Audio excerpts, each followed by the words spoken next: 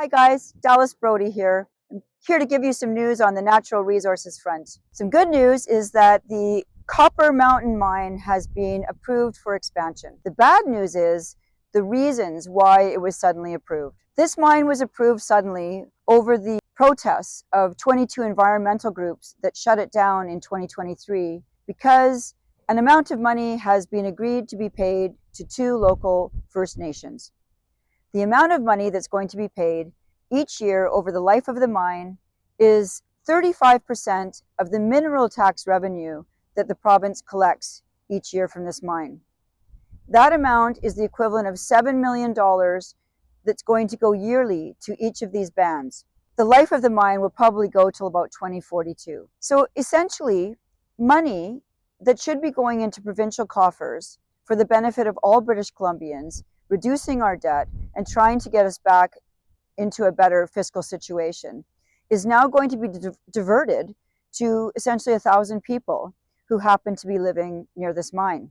Something that's very important in this is that this mine is located on provincial Crown land. This is not land over which Aboriginal title has been declared.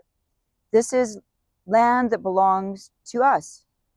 And the government has decided that the environmental concerns that were there before are suddenly gone now that there's an agreement been reached to pay 35% of the mineral tax each year to this band over the course of the entire life of this mine.